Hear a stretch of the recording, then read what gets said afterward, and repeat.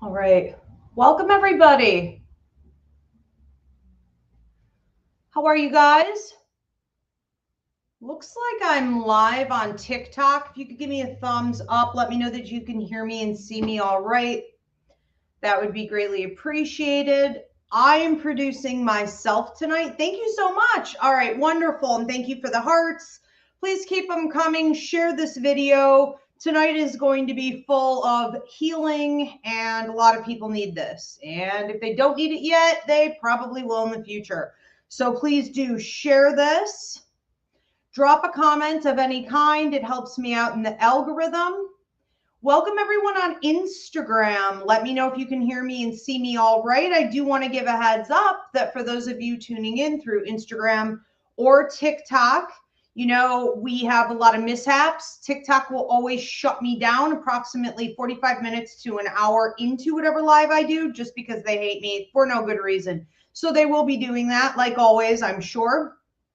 And Instagram just has a lot of problems. I don't know. Zuckerberg's not really updating things. So, you know, you guys may want to switch over here to YouTube at Ask Ivy. Also, the best way to support me ever is on YouTube at Ask Ivy.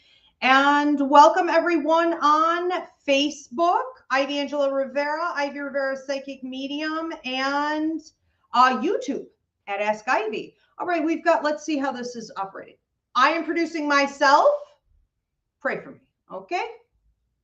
Let's see how this goes.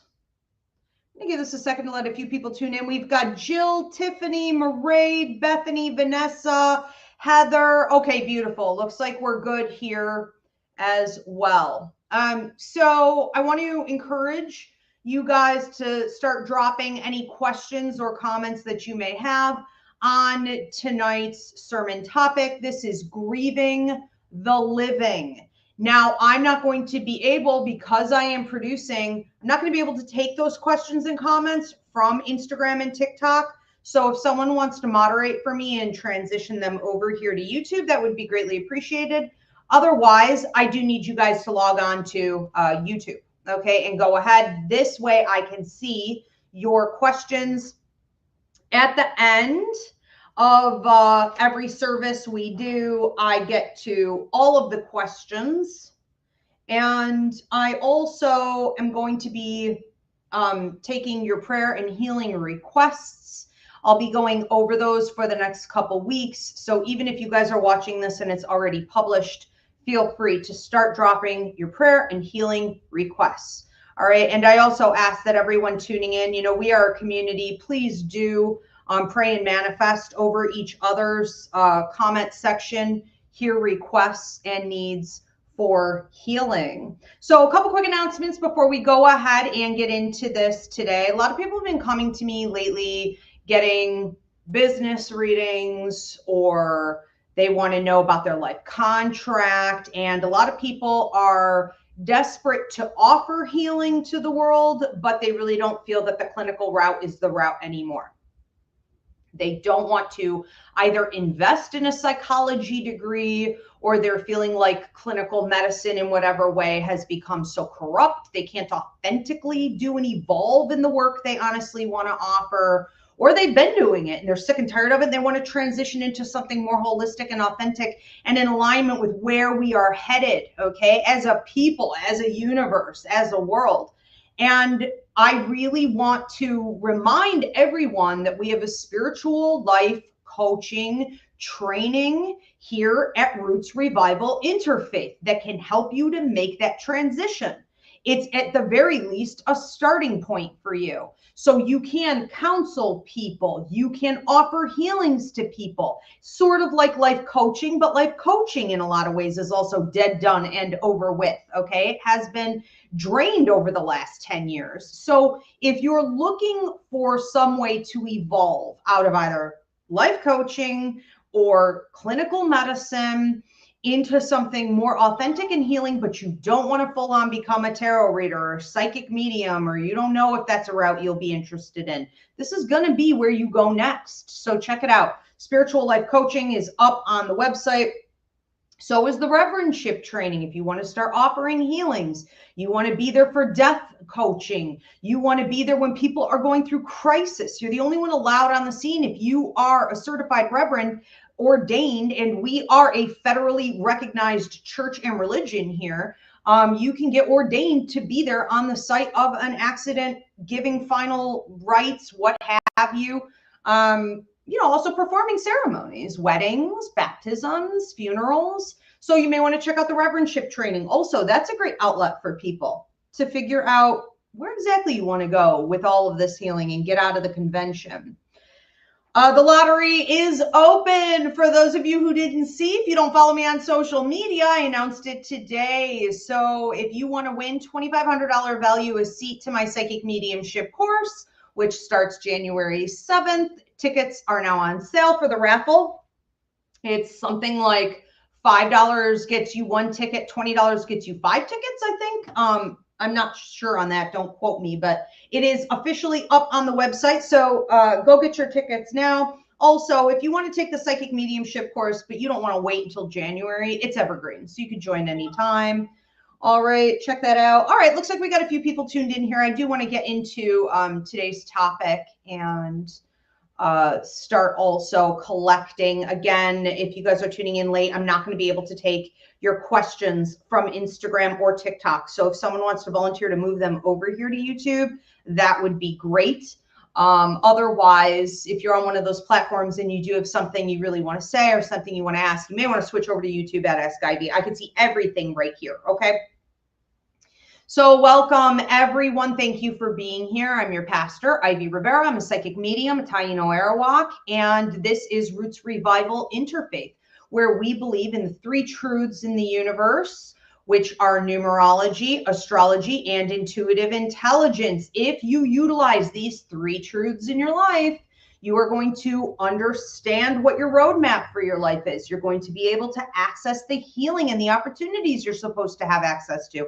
And ultimately, through integrity and character development, you're going to be able to give that type of healing out to others. Today, we are talking about grieving the living.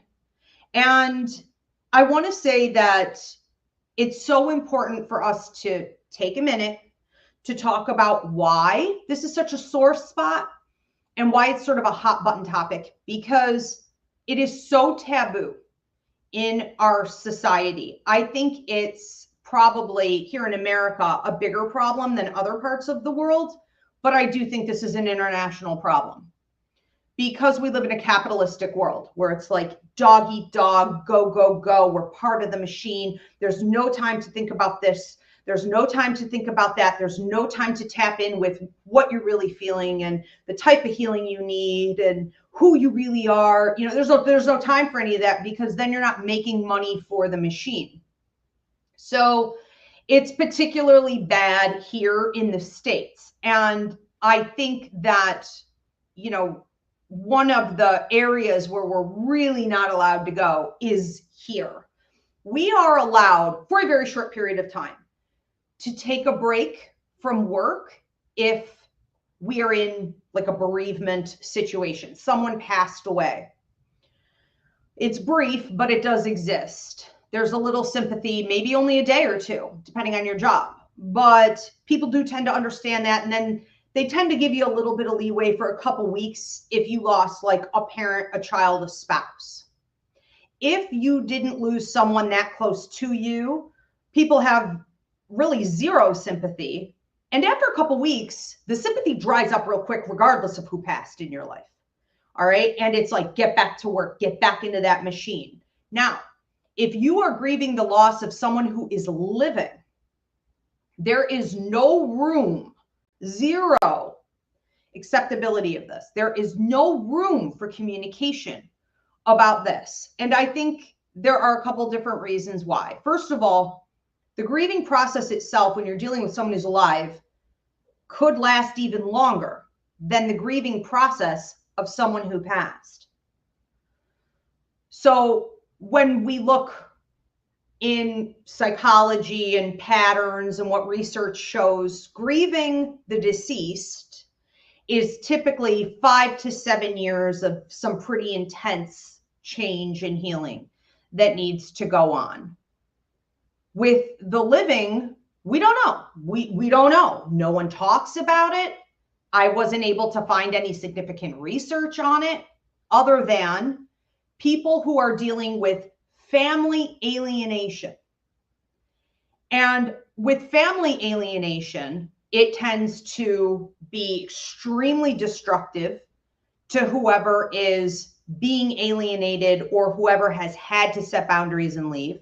When you're talking about parent to child alienation, the suicide rate skyrockets, and people say that they suffer far more than they ever did if and when they lost a child to death. So other than that, no one really says much of anything. A lot of the therapy work is done around breakups and divorces.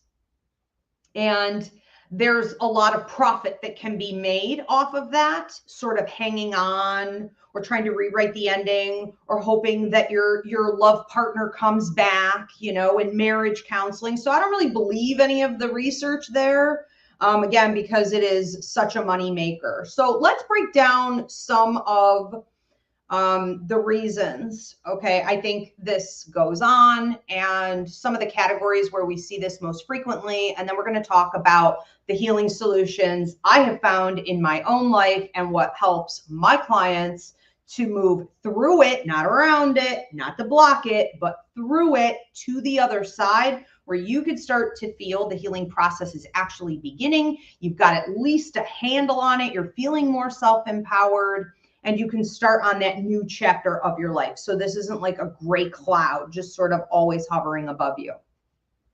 So the most common areas where we see it is with breakups and divorces. We also see this with addicts. So if you have someone in your life who is an alcoholic, excuse me, or is dealing with drug addiction, this is especially painful for children of addicts due to all the parentification and the sense of responsibility to take care of that parent, and also parents to their children. Because how do you cut off your child, even if they are an addict? Okay, and sometimes you have to do these things. Alienation, whether it be parental alienation, which is skyrocketing, and the courts aren't fighting it well enough, and the DSM-5 hasn't placed it properly yet, or other family type dynamics of alienation. We also see this really commonly where people are having to grieve the living in regards to cults. We see an increase in cults. We will be seeing, due to the astrology, an increase in cults, especially in 2025 and 2026. So we see that right now with the election going on here in America, that there's a cult, and then there are people who are stable. Okay, and those who have been lost to the cult will believe anything and do anything and sell out anyone and step over anyone to worship the cult leader. And so a lot of people have lost their family and friends and people they've known their entire lives to that cult of hate. We also see this in regards to people outgrowing one another or someone not being willing to grow. We see grief of the living in regards to narcissistic relationships, whether someone is actually clinically narcissistic and maybe you still miss them, or they just have narcissistic tendencies because it's become such a problem in the world that so many people were raised by generations of narcs that the tendencies, the habits, the techniques being used are there. So even if they're not clinically diagnosed as a narcissist, they act like a narcissist. And so you have to have strong division there. You have to have strong boundaries there. That's hard. And then we see a lot of the grieving coming from mistakes. Maybe you made a mistake, maybe you made a horrible decision and you lost someone that you love dearly and it's like kind of haunting you. or, you had a fallout, or someone is sort of stalking and watching you all the time from afar because they fumbled you. Okay. So these are just some of the areas. I know there's a lot of nuance in this, and I want to hear from you guys in the comment section. If there's someone or a situation that you have been divided from, or you have chosen to divide from, what is your circumstance? Let's share with each other. We can heal and learn from one another. Why is it so taboo? Well, like I said earlier, I think a lot of it is, again, because of the grieving process. We can't measure it because we don't measure it. We don't know. We don't spend a lot of time focused on how we can heal and move forward from these relationships with the living. And that means it could last the rest of your life and be all consuming. So a couple different things. Number one, reasons it's taboo to talk about how you are missing someone, how you are grieving in despair or feeling the loss of someone you love who is living. Number one, it's seen as a sign of weakness. And what I mean by that is that when people have a falling out with someone, or they've decided to set a boundary, there was an argument, whatever, okay? There was parental alienation, and you've got cult-like mentalities and brainwashing going on. You got triangulation and narcissistic abuse, right? People pinning others against you or you against them, whatever happened. When you are missing someone, you are essentially triggering a feeling of weakness. And the ego, the unhealthy ego in us, which is fear, manipulation, and control, says, no, no, no, I'm not going to go there. I'm not going to miss them. I am right and they were wrong. Now, even if there's no logical proof of this, or it's 100% inaccurate, right? Each of us as an individual has a tendency to feel a shame surrounding that. And we don't want to enter into any type of deep shame or guilt. And when we try to talk to other people about missing someone else, they get very uncomfortable. They don't want to go there, and they don't want to hear you go there. And that is because it triggers the same thing in them. It triggers their sense of weakness, their sense of guilt, their potential sense of shame. And we see this a lot with family dynamics also. So whether it's parent to child dynamics, where people will say, oh, you're not talking to your family. Well, blood is thicker than water. Shame on you. You need to get past that. Or it's parental alienation, where we have especially a stigma against mothers who have alienation from their children due to abusive fathers, narcissistic paternity, and people can't co-parent. You got lateral parenting. You've got all kinds of problems there. You have stigma surrounding that. Well, how did that happen? Well, that's unacceptable. Well, you must be a terrible parent. It is mostly the stigma surrounding the family dynamics. However, I see that we are breaking out of the matrix in regards to romantic partnerships as well.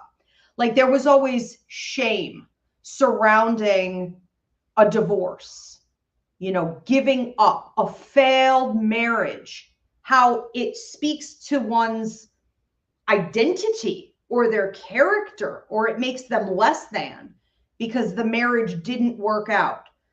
So nobody wants to talk about any of these things, okay?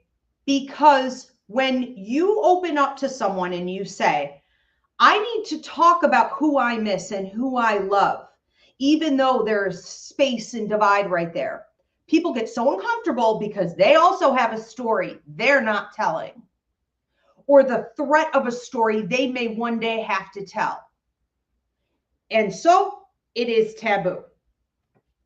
And it really comes down, for most people, to that ego that says, No, no, no. If there's ever a divide between me and someone else, I am right and they are wrong, and that's how it needs to be. So I can preserve my ego. So it's a blow to the ego, okay? And it's a sign of weakness, and no one wants to go there. So we all just fake it and act like our relationships are great.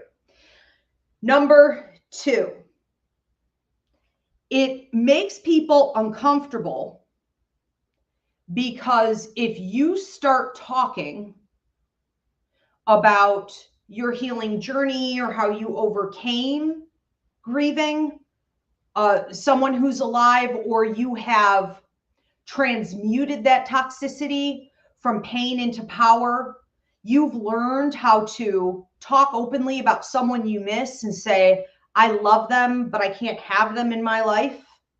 Or I love them, but I can't have them in my life right now. Or I love them, but I'm no longer holding on to hope. I have to release that. When you start talking like that, or you're working on your journey toward that, people will automatically be triggered beyond that conversation into the karmic processing that's required for them to do that with their own life and those people, which means they may start losing sleep. They may start having flashbacks. They may need to go back into therapy after this conversation. Okay. They could feel as though they're digressing, they're regressing back into what it was to feel all of that pain. They may have to unblock, and they've been blocking successfully, and now all the, blocks from this wall are coming tumbling down onto the floor and do a big mess. You're rocking the foundation of their stability. And you really have to see the power and what's needed in this type of healing. When something as simple as bringing up a conversation can trigger all of that in another human being, but it does. I had an ex once. Here's a good example in case I'm not making sense. I had an ex once say to me, I can't talk to you because every time I talk to you, I think about you for like 3 weeks, like obsessively, and it ruins my life. And I was like, that's a little dramatic, I thought, but whatever. I thought, he definitely has some things he needs to process there. And it's maybe beyond me, So it's kind of like that. If you've ever dealt with a situation where as soon as you just go back there for even a moment, it takes you on this whole journey and derails you, okay, emotionally and mentally. Well, that's what this is, doing for people. Number 3. I think a big reason it's taboo is because we can't control this one. When someone is dead, okay, we can be like, that's the end of that story as we knew it. And there's a sense of control in that. There's a sense of an ending, right? A finished chapter. The book closed in some way. No, it didn't, of course, because we communicate with our loved ones in spirit. But ultimately, when someone dies, it's an ending. It's like a judgment, okay? And that gives us a sense of closure, whether we're okay with the passing or not. When we are grieving someone who is still alive, we have no control whatsoever over this situation because you cannot control people. I love that saying. You cannot force someone to stay and you cannot force someone to go. I think it was War of the Roses. I think it was Danny DeVito who said that. I don't know if you guys haven't seen that. It's one of my all-time favorite movies, but I could be wrong. That could be some famous philosopher quote, but it's so true, right? Whether it's Danny DeVito or not, it's so true. And it's about knowing that with other human beings, you cannot control what they are willing to receive from you. You can give them love and it may not land. They may never pick it up. Okay. You can give an apology and they may not receive it. They could come back around into your life, and you may desperately want them to be in your life, but they may come in and wreck it. And it would be the worst idea to let them back in, but you still love them and want them there, okay? Whatever it is. You cannot control folks. And when you can't control something, it creates such an upset, a dysregulation to our nervous system to even open up that can of worms in conversation. People don't want to go there because where's it going to go?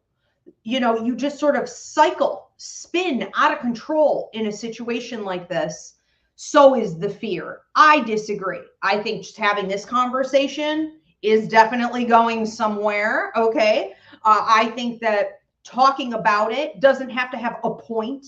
It doesn't have to have a grand finale. There doesn't have to be a final decision or a breakthrough. It can just be that we heal and we process through the act of sharing. Okay.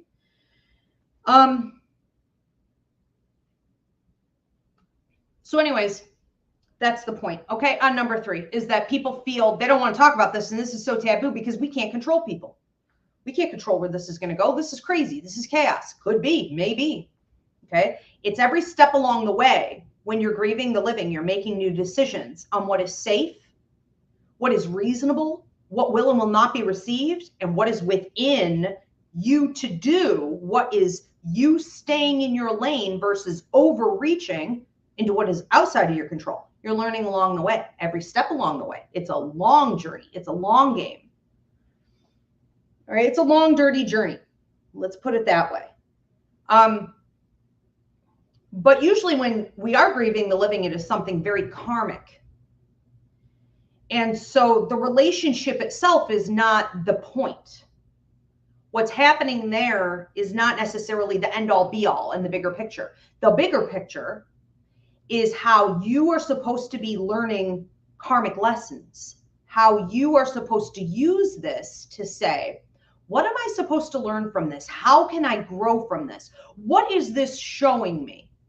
And usually in a situation like this, there's past life karma. There are past life contracts and connections and cords, and there's a long storyline there that just happens in this life to be playing out this way. You can see that in the astrology, in the numerology, in a life contract. There's depth. Okay. But ultimately, the relationship is simply a platform through which you can learn more about you. So don't give all that credit over to the other person and the situation itself. Number 4, why is it taboo? Because it can feel like an endless pit of despair to focus on it. How much you miss someone, you're grieving them and they're alive. It can feel like when you talk about it, again, it inflames and you make it worse. And other people also don't want to be in that energy, especially here in America. We're so much BS. We're so like, how are you? Great. What's going on? Everything's amazing, right? Instagram and like these perfect lives, and we're such BS. And like the rest of the world just looks at us and is like, these people are nuts, you know? Because what the heck is that? It's like they all want to be in their own like movie. It is. Everyone's performing here. And we overshare already as it is, right? Other parts of the world, they would never put all their personal business or put on a whole performance on social media every single day of their lives. It's unimaginable. But here, that's what we do. And so to break through that matrix of illusion, right, is seriously threatening. This could be something in discussing missing someone. It could lead to obsession. It could throw you off the wagon if you've been sober. It could lead to almost an addiction to rewrite the ending, where you have to find a way to make this relationship end on a different note, and you're crossing boundaries. That leads to a lot of embarrassment. That can lead to a lot of rejection, If you're reaching out to someone and you shouldn't be, you could get rejected in that. Okay, for sure. And you could find that your then self-esteem is affected, your work and money is affected. I mean, so many areas of your life could be hit. Again, missing people who are living tends to lead to a lot of suicide. And we know this from research.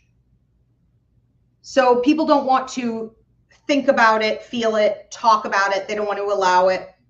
And at the root of a lot of this is the contracts, the cords, and the past life connection. I'm going to suggest a class. If you are listening to this tonight and you're like, I have that with someone. There are two classes really. The one that's going to give you the education on the relationship is called Past Lives, Karma, and Contracts. It's up on my website. So you go to ivyriverapsychicmedium.com. The other one that you may want to do is called Relationships, Boundaries, and Cord Cutting. When you have cords with another person, it means that you have a contract with that person. And so the contract is something you agreed to. You signed on to this before you came to Earth. They signed on to it as well. It was a contract of agreement to learn certain lessons, to accomplish certain tasks, okay, together collectively. And you're often breaking those old cycles from those past lives together, okay, that weren't working, or if the relationship needs to elevate. Okay, this is something new you guys are going to have to try to do together.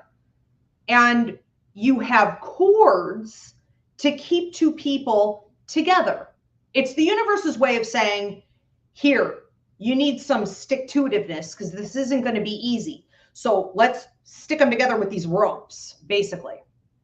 Now, what happens through the cords is that the other person can tug and pull at you, your energy, telepathically, show up in your dreams, haunt your life. Their name pops up all the time. There are signs and symbols of them everywhere. The numerology matches up, okay? Dates of, I don't know, whether it be moments you guys had together or certain celebrations or birth dates or death dates or whatever. Everything lines up and it's constantly there. It is like being haunted. Now, they are able, again, to voluntarily and involuntarily pull and tug at your energy all the time. So you're constantly thinking on them, whether you wanted to or not. You're feeling them emotionally, and you're feeling things about them and for them and about the relationship. All the time it's coming up. And it can be like crabgrass. No matter how much you try to control it, if you don't understand why it's happening, contracts and cords, and you haven't taken the extra step to maybe cord cut, so you're taking some of that power back and not allowing them to do that as much, right? You could feel like you're just spiraling out of control. Therapy may not help. Meds may not help, right? Future you, future life and goals and replacing certain thoughts may not help. Nothing may work unless you understand the nature of the energy exchange between you and this other person. But you have to get familiar with it. You have to get educated and you have to take the upper hand. You can't just live in that chaotic energy and be thrown, tossed about to and fro all the time whenever they want to think on you or they go through a change in their life, and you have to feel that and know that. Okay, you can also do that to them. And there are plenty of creepy people. And while I love you guys, if you are doing that to someone else where you're like, almost like spell casting and you're manifesting and you're visualizing them all the time and you're having conversations, with them spiritually on the astral plane all the time. You're doing astral travel to get to them and you're doing lucid dreaming to get to them. That's creepy. You're a stalker. You need to stop. It's not helping you. It's definitely not going to help the evolution of this relationship. You're keeping it stuck. You're keeping it trapped in that old toxic energy. What we need is release. We need fluidity. Okay. We need change. So you have to embrace that. I'm going to get into that. How do you do that? All right, let's get into it. How do we do that? How do we embrace this? What's a better way to look at all of this? Let's start talking about it. For those of you that are tuning in late, please give this video a thumbs up, drop a donation of any kind, very appreciated, and start dropping your questions, your comments. I can only see them here on YouTube at Ask Ivy, so I will need you to, post them here. I can also see if you're on Facebook. I'm able to see your questions. I'm going to be getting to all of your questions at the end. And if anyone wants to volunteer to grab those questions from Instagram or TikTok and transfer them over here, I would really appreciate it because I am producing myself tonight. Also, if you have a prayer or healing request, go ahead and drop that in the comment section now. I ask all of us, we are a community here at Roots Revival. Please pray and manifest over one another's prayer and healing requests. And if you're watching this later, once it's published, I will be checking this feed for about 2 weeks. So anytime, go ahead and drop your prayer and healing request. All right, so important things to remember. Number one, no one is an extension of you. I think I'm going to have this put on my gravestone. Okay, seriously, I cannot tell you how many times a day I say this. No one is an extension of you. Now, we were not raised in a world, even with America being so independent, dog eat dog, right? And all this autonomy, we don't get it here either. And it's worse in other parts of the world. But this idea that we are all so connected, we are so codependent and grossly embedded with one another, that we have parentification and we have overreaching and we have no sense of healthy boundaries, right? We actually believe, especially in family dynamics, parent to child, okay, that other humans are an extension of us, which to me is just ludicrous. Think about that. Your child is not an extension of you. Your spouse is not an extension of you. Your best friend, your mom and dad, those are not extensions of you. We are all here on our own independent journey. And once you really fully deprogram from that cult-like codependent mentality, you're going to see the world in a completely different way. You will live your life in a totally different way. But you may have to remind yourself every day, especially anytime you have this tendency to, oh, I miss this person. Oh, I wish they could, do better or be back in my life or whatever. No. They're not an extension of me. They will do what they are going to do. And I wish them the best on their journey. And I am here to love them. But right now, this is what it is. And all I can do is remember that I am here to caretake for me. I am independent of that. Okay. Number two, we need to remember that we continue to work with our loved ones that are living on other planes, in other dimensions. At night in our sleep, we're working out karma. We're sort of processing things and maybe rewriting endings in other dimensions, higher dimensions. We can do work in other ways with these people. We have to, and we do. Whether you wanted to or not, you're doing it. You may not even remember it, but sometimes maybe you do wake up from your dream and you're like, wow, I was working with my dad, who I haven't talked to in 6 years, and it breaks my heart every day, all day. I was totally with him last night in my dream, and we were actually getting along. Yeah, because you're working on the karma. We continue to work. The earth plane is not it. These meat suits are not it. The way we talk to each other in real time is not it. We all have higher minds. And our higher mind knows what is best. Our higher mind knows how to deal with other people for higher vibration, for what is greater, for the greater good of all. We work from our higher minds in other dimensions. And hopefully, eventually, when you're here in real time in this meat suit, your goal is always to ultimately work from your higher mind, not the flesh, not the ego, not the lower level stuff. But as humans, it causes problems when we do work from ego, fear, manipulation, and control. We have conflict in relationships. So our higher mind deals with it.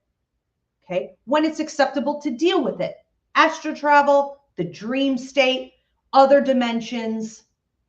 You can even do this through meditation. So here's a helpful tool. Okay, maybe some of you want to use this.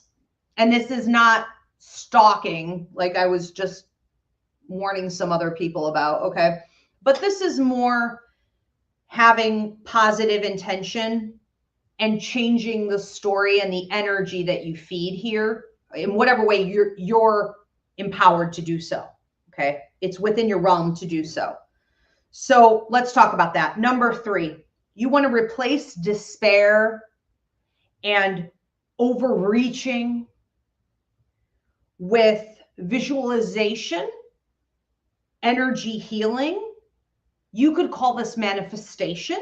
You could call this utilizing law of attraction. It's all kind of the same idea. So a great exercise is to just sit with your coffee or your tea and maybe have some meditational music on, something repetitive, maybe like drums or sounds of the ocean, maybe like flutes, whatever it is.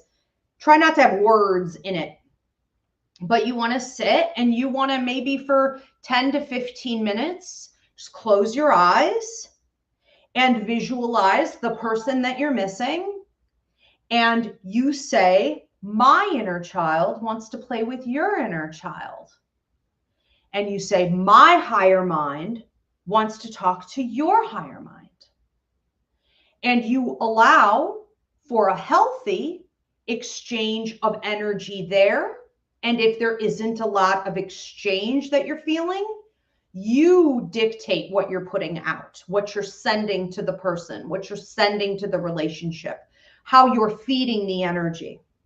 And that just needs to be love and healing and acceptance, allowing for yourself to understand fully whatever information is coming through, because you may recognize some things that you hadn't. When a higher mind is talking to another higher mind, we may start to see things differently. You may even feel confronted at some points in that exchange. And if it doesn't happen then, it may start to happen in your waking life or in your dream state after that for a few weeks. You may see things maybe that you did do wrong, that you could have done better, that should have been said, that shouldn't have been said. Okay, we're allowing in that space, and you're getting comfortable in the discomfort of that. And you're sort of removing that sense of control, okay, away from it. You're just creating fluidity. You're also going to want to say something. Treat it like a ceremony, because it is. You're saying something like maybe a concluding message, I don't know, before you wrap up your meditation, and you're saying, you know, this is what I want for you. I want your highest and best. I want to see you happy. I want to see you healthy. I want to see you able to receive love and healing from the universe. I want you to hold yourself accountable. And I want for our relationship to heal and enter into higher ground. You could say literally that or something similar to that, but you're ending it on a high note. Okay. So the inner child playing with another inner child is vulnerability. It's innocence. It's before we were all tainted into these terrible behaviors that we have that disrupt all of the purity and flow of things. The higher mind knows what's best, and it will always strive to achieve that higher vibration and learn the karmic lessons and transmute pain into power. So you can do something like that periodically to help you feel as though you're putting the right type of energy into that relationship that you miss, and that you are not overreaching and trying to control and becoming obsessed with it and allowing it to run your emotions. Okay, the rest of the time. It can help a lot. It does also trigger manifestation and law of attraction. Okay, that is a great form of manifestation. When people say, I feel totally vulnerable, I cannot help my child is a mess, I can't do anything, for example. Or I love my love partner, but they're drinking again. And I feel like we're about to lose everything and da, da, da, da, da, da, da. What can I do? What can I do? This is all you can do. A lot of the time, this is it right here. And it doesn't mean that your hands are tied. It just means that you have to know where you stand and stay in your lane and work your power where you actually have some power. So the drive to correct things or help them is not wrong. It's just possible that you're using that desire inappropriately and you're treading water. You're like a mouse on a wheel. You're getting nowhere. Okay. So manifesting, visualizing what you want in that person's life and what you want for that relationship between the two of you is a quick and easy way to turn off. I want, I miss them. I have despair. It makes me sick. It makes me sad. Switch that thought. If you don't have time to do a whole ceremony, to here's a visualization of what I want to see in the future between this person and I. And here's how I would like for them to heal or grow or feel.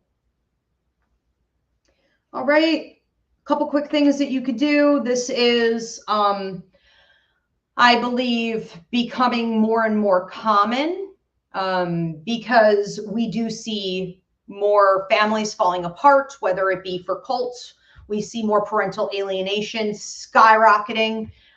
We see, you know, what we had once hoped maybe as breaking generational curses turning into what looks like the next few generations are going to be processing all of this. There's a lot of despair involving that, a lot of grief involving that loss. You did so much work and it seems to have failed anyways. And sometimes you just have to say, you know, karma takes time. I always like to say karma will take its sweet ass time, but it will work itself out, okay, in the end. And you can't force or rush karma. So, you know, have faith in that and do your part. But I do believe we'll be seeing an increase in a need for this type of topic. And I think we are seeing an increase also in, again, the suicide rates, the extreme levels of despair that people are feeling because they are desperately missing connection with other people, connection with community, and this sense of loss, you know, missing someone so close to you. This is what it can cause. All right, so be mindful in helping other people as well. Okay, we are going to start getting into your questions, your comments, if they're over here on YouTube. And if my computer is actually going to work. Oh, there it is. Okay, here we go. Bear with me, guys. I usually have a producer. Bethany Renner says, so glad to be here. I'm glad you're here too, Bethany. Good to see you. Will you be doing psychic questions? No. But you can go onto my website, IvyRiveraPsychicMedium.com, for psychic readings. Our bands and bars. I am heartbroken that my siblings have disowned me and it never goes away. Okay, let's pop this one up. All right, so you guys can see this on the screen if you're on YouTube. So our bands and bars says, I'm heartbroken that my siblings have disowned me and it never goes away. So let's talk about this. I believe, are going to see an increase with this as we move into the future. Again, because we do have an increase with parental alienation. We have an increase with narcissistic parents. And so then we also have an increase with narcissistic siblings. And there's a lot of triangulation that goes on. There's a lot also of people breaking out. So our bands and bars, I don't know your exact situation, but there's a lot of people in alignment with what you're going through who are breaking out from old cultural beliefs and codependent family systems and that cult-like type of mentality. You can't be different. You can't be better than us. You can't leave us behind. You can't go off and do your own thing. You can't be you. You know, there's a lot of people breaking out of that. We also see something like 68% of the younger generations have abandoned their parents' religion for things like mediumship and tarot and astrology because they've recognized the truth in those healing energies. And how religion is not bringing any truth and healing. It's only bringing destruction to the world, right? We have a million different dynamics going on right now as we are in the beginning of the revolution. Out with the old way, in with the new way. And so we're going to see more of this ostracizing behavior or this rejection by siblings and other family members. And ultimately, whether you feel you're somewhat responsible for it or not, and I'm sure there are always shades of gray and there's nuance in situations like this, I think the most important thing for you to do is to say, if that was a choice that they made, then it is going to be up to them to come to me and make it right. And in the meantime, I'm not going to invest my time, thoughts, attention, affection, energy. I'm not going to pour into them because they're not going to receive it.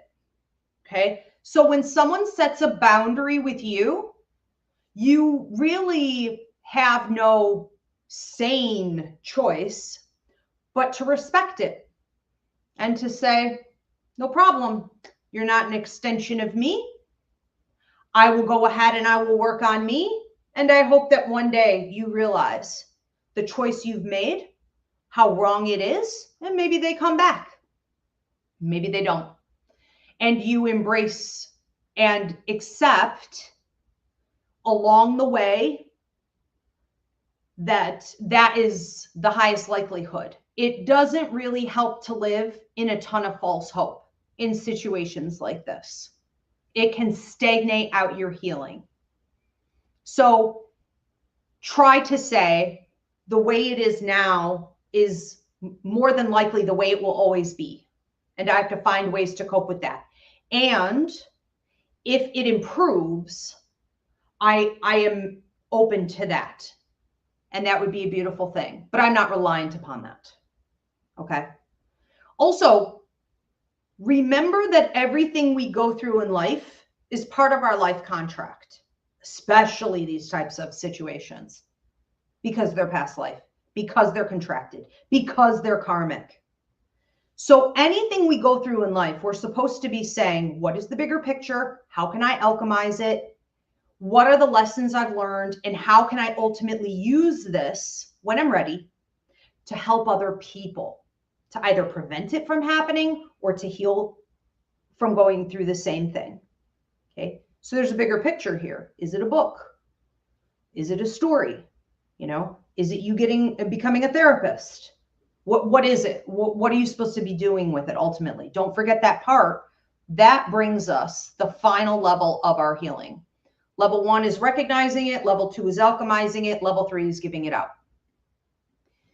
All right. And I am so sorry for your loss in that. I understand how hard that is to feel every day. I too have no siblings I can deal with, no parents I can deal with, no family really I can deal with. So I've been dealing with that type of loss and rejection and abuse and neglect from the day I was born. And I will also tell you this, it does get easier, not necessarily because time fixes it, but if you're willing to do your healing, it does, because healing is very cyclical. It comes back around again at deeper levels. It does get easier because you're healing it when it's time, and it's like getting a monkey off your back, taking a load off your back every time.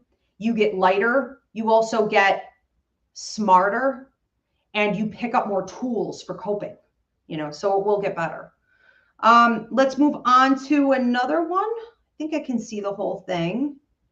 Maraid says, I decided to go no contact with my mom years ago, and it was very difficult handling the grief. I was essentially mourning the death of my mom, that I would no longer have that relationship with her. I still feel grief and sadness from time to time. It's hard and not talked about enough. A lot of people dismiss the hurt you go through while grieving the living. I did a video about a year ago, and I put it on TikTok first. I made it on TikTok, and then I put it on all my other platforms. And my God, I have never received such kickback from something I thought could never be argued, could never be seen as anything but wholesome, could never be seen as anything than healing and encouragement. People hated this video and hated me, and it was on this. In this video, I said, at some point in your life, you may realize that someone you love has become a ghost. They're alive, but they are a ghost haunting you in your life. And instead of fighting that, it's okay to say, I love you and I accept that that's what you are in my life now. Nothing more than a ghost, but I love you. The level of hatred, people flipped out, so angry. Well, that's toxic and this and that, and I will never, and da da da da da. All this ego stuff that I mentioned earlier in tonight's sermon. Okay, like, holy cow. And you know, when you see that level of anger, it is grief. It is. They are not doing any better. Okay, but what happens, and Mairead, I'm so sorry that you're experiencing this, is that you have this person who you spent so much time with. This is your mom, you know, so you haven't existed on the earth plane without her for a single moment. You came through her energy, right? So there's almost no way to fully detach. At some point, we have to just say, this person is going to be like a ghost in my life, like a haunting in my life, in my mind, in my house, in my soul. It's going to happen. And that's okay. And maybe it's better just to address that. And every time this ghost comes in and could spook me, right, or cause nightmares or terrorize my life, I'm simply going to send it love. I'm going to acknowledge it just like I do all my feelings. And I acknowledge that it's there and I set it free. Okay. It's really hard when you have that with a parent you spent so much time with. And because they also sort of dictate the rest of the family dynamics, it can be like really tricky because there's always the threat of more people in your family becoming these ghosts, especially when it's a matriarch. Thanks for sharing, everybody. Everyone who's sharing, thank you so much. You're not just, you know, healing me tonight. You're healing hopefully yourself a little bit more by sharing. Again, speaking this is half the battle. And you're sharing a story that others can identify with. Okay, so I do want to move on here to Jill. So Jill says, I'm estranged from both parents due to manipulative, toxic behaviors. I hate that being the first question I hear is always people wanting to know what I did wrong. I love my parents. I just need to love myself. It feels like a dirty secret I can never talk about. It's a very lonely healing journey. Yes. And you have to understand that a lot of the healing you need to do is with other people in society. So whether it's other family members coming up and saying, well, blood is thicker than water. Well, what did you do? Well, you should forgive them. They're your parents, or you only have one family, or you only have one mother, or you only have one brother, or you only have one, right? All this nonsense. Let's not forget that is the cult. That is the cult-like mentality. That is also that gross codependency that we all need to be evolving out of. That is where they actually believe that everyone is an extension of them, or at least family is an extension of them. That's really gross. And that's really sad for them that they haven't evolved beyond that. Okay. We have to also look at the roots of it. The church did that. The church said, okay, blood is thicker than water. So religion caused that. The patriarchy caused that cult-like mentality and codependency. Capitalism causes that patriarchy and codependency. So what is this entrapment really all about? And how can you deprogram from that? How can you continue on your journey deconstructing from that, the real root issue? Because in old times, and if we look at any other animals out there, literally any other animals out there, you have your baby, Your baby gets to a certain age and you kick it out of the nest if it didn't already fly away. Bye. And that's the end of that. Even biblically, if we look at this from a religious aspect, you're supposed to sort of like grow up and get married and go off. We're not supposed to be embedded for our entire lives in these family units. That's patriarchy, capitalism, and religion. Okay. So looking at those aspects can also help you really level up significantly in your journey. But yes, the feeling of loneliness, and Jill, I'm so sorry you're going through that, because you have like a whole family dynamic, right? And it's not just the family that may come up to you and say, what, you don't talk to your parents? What, you don't have parents? What, you don't have family? And it does create loneliness. And it also puts you at a particular position of vulnerability for abuse from other people. Because people who are sociopathic and narcissistic, will come and see that they could take advantage of you because of that loneliness. And we have research that backs this. I believe that I got tied up in abusive situations from toxic males because I didn't have family. I didn't have anyone to back me. I didn't have anyone to go to.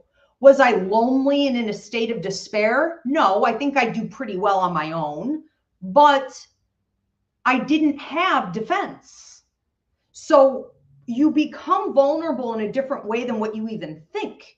You can feel like you're like a crab on the beach and you want to kind of claw and have your outer exterior, but like, you don't have a shell on right now. It's like a hermit crab, you're all vulnerable. You're looking for another bigger shell, but you're in that vulnerable state and you don't really understand what's going on yet.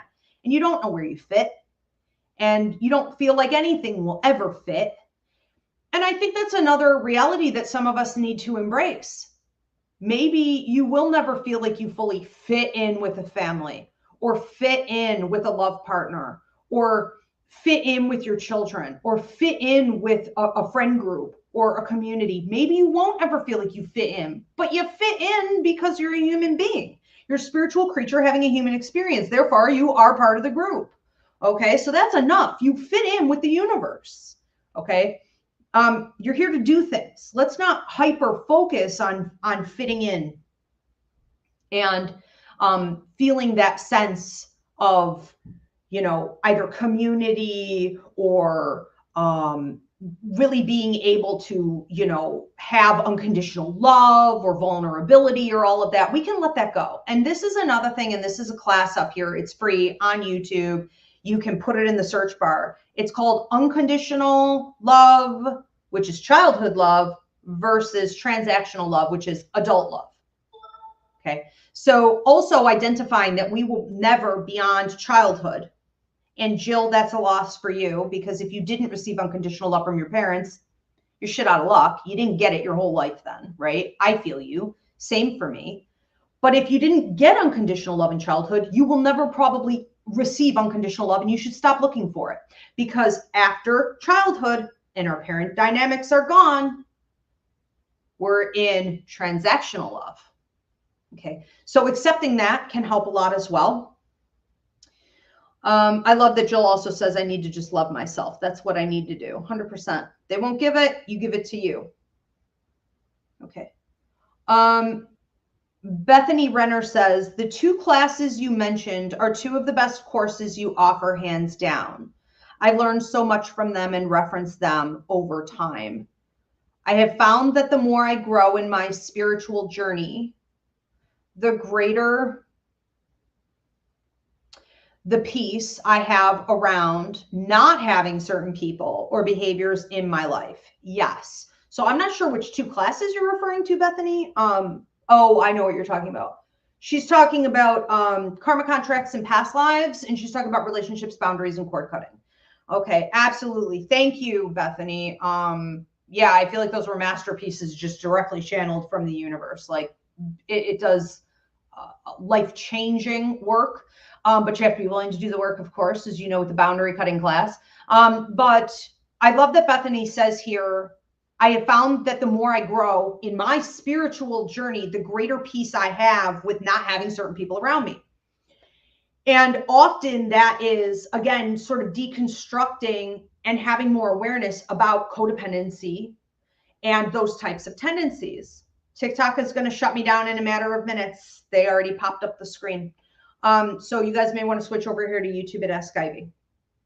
So absolutely.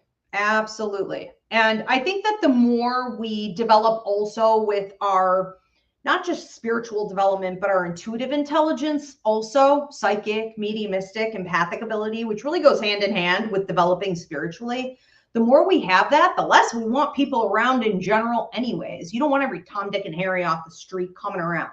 You don't want to be as sociable. You love your peace. You love your space. You're never alone anyways. You're always communicating with spirit, or spirit's communicating with you, or there's always something, you know what I mean? This is why a lot of women especially are finding that their greatest time in life, they are living their best lives with their cat in their house, and that's it. You know, and they deal with their friends from time to time, but beyond that, they don't feel like they need anything else, and they will never give that up, because once you find that level of peace and happiness, and your prosperity is skyrocketing, and your health is increasing, right? Your vitality is up there. You understand the price to allow people to access you is often going to be too high, as it should be. Let's move on to another one. This is from Vanessa. Vanessa says, my mom is recently seeing a guy. It's been a huge adjustment. He's taking her time and availability and such close connection with her. Well, good for her. It must be something she wants. I always look at those situations with a little bit of a crooked eye until we've had someone around for like 1.5 to 3 years. We don't really know who they are until that time. And you could see in time a lot of true colors come out. So, you know, it's up to her. And this is one of those situations where, and this is for all the mothers who say about their son, you know, oh, he got married and she took him away from us. Or, you know, this is where people say about their friend. A lot of guys say this. Oh, my guy friend got married and I never saw him again. The wife took him away, or whatever. You know what I mean? And so Vanessa, it's like in the ballpark of that same type of energy, where it's like somebody you love got involved romantically with someone else, and all of a sudden they disappear. Don't ever forget that was their choice, not the lover, not the spouse. Your loved one, that was their choice. That was your mom's choice to all of a sudden be invisible, to not be available, to not show up as much. You know, that's who they are. So we don't want to put the power or the blame on the new love partner. We want to remember that our loved ones are maybe showing some true colors, and they need to hold themselves accountable. But that can be a tough situation for sure. Okay. Yeah. Jill says, sending love and strength to anyone going through these types of situations. And it looks like I got to everybody. I think I did. If you guys are tuning in later, feel free to drop your comment or your question. I will try over the next couple weeks to get to these if you are watching this published. And I hope this was helpful. I think that on a closing message for everyone, what we really need to do is to realize that this is a time where we need to focus more on ourselves. So you don't want to be giving your power out all the time. You don't want to give it to a boss, you know, or an employer. You don't want to give it to resources and money. Don't be giving your power over there. Resources and money are here to help you. Okay. Your boss is lucky to have you. And when we talk about relationships, we don't want to give all the power over to that other person, that dynamic or group, that family, or that relationship. Ultimately, relationships are simply here to help you, Everything is about you. Become more self-centered, okay? Unapologetically selfish in this way of thinking. It's really all about me anyways. It's about my growth. It's about my lessons. If I screwed up, it's still about my growth and lessons. If I have a karmic, you know, contract with someone else in cords, it's about how I'm learning to navigate that. But what I'm not going to do is throw all of my power over to that situation and throw my hands up and say, oh, I'm in a state of despair. No, we're not going to do that. Okay. So take your power back. You're welcome, Vanessa. Yeah, everybody have a great night. I do want to give a reminder. I mentioned it at the beginning of today's sermon. A lot of people want to offer more healings to others, but you're not sure how. Check out Roots Revival Interfaiths Spiritual Life Coaching. Become a spiritual life coach.